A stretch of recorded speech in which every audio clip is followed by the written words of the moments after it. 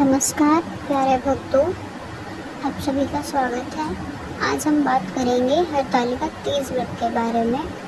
यह व्रत भाद्रपद मास के शुक्ल पक्ष की तृतीया तिथि को रखा जाता है।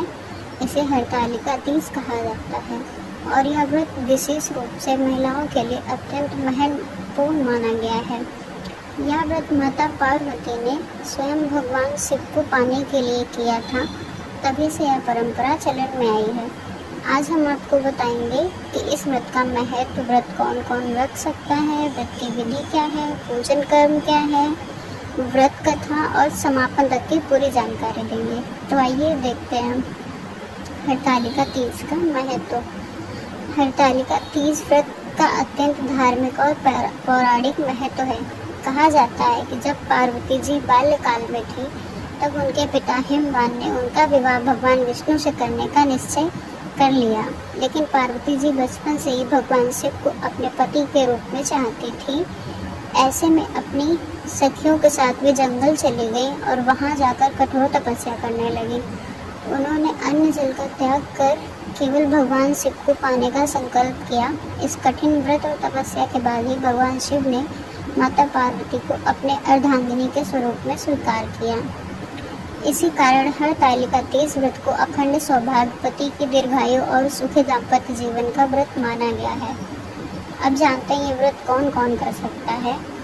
जैसे विवाहित स्त्रियां अपने पति की लंबी आयु और सुख समृद्धि के लिए यह व्रत कर सकती हैं।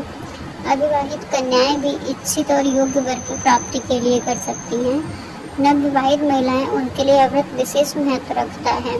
सामान्यतः पुरुष यह व्रत नहीं रखते, लेकिन वे कथा सुन सकते हैं। अब जानते हैं व्रत करने के नियम।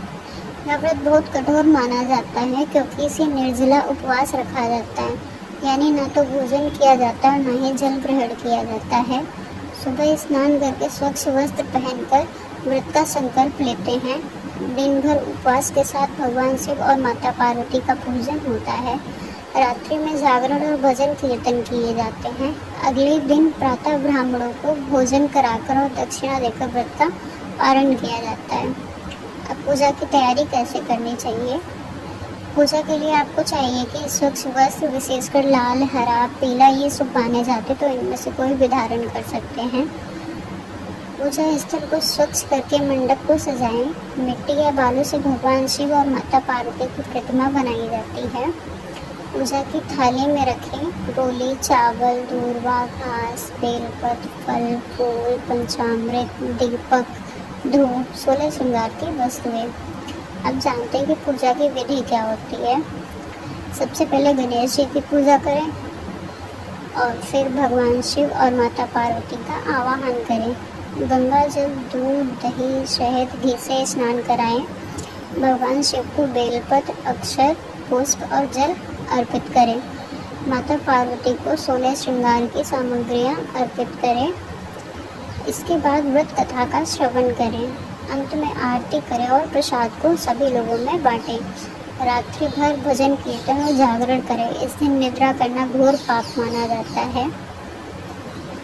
आइए अब जानते हैं हरतालिका तीज व्रत की कथा।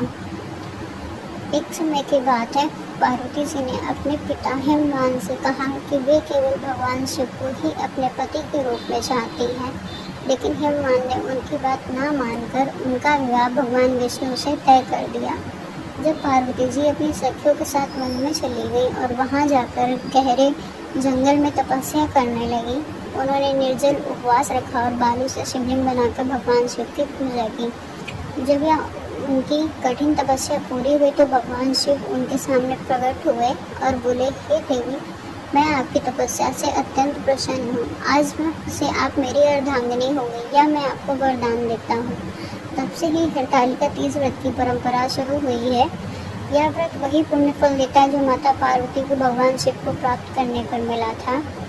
अब जानते हैं व्रत समापन और पारण विधि। अगले दिन प्रातः स्नान कर ब्राह्मणों को भोजन कराएं और दक्षिणा दें। उसके बाद व्रत का पारण करें।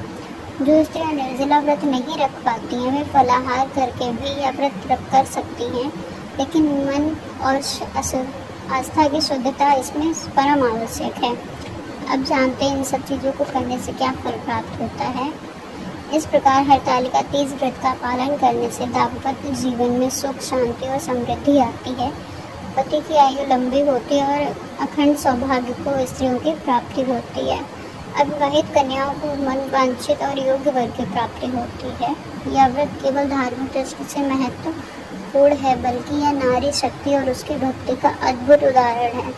आप सभी को हरतालिका तीज की ढेरों शुभकामनाएं। बोलो जय भोलेनाथ, जय माता पार्वती।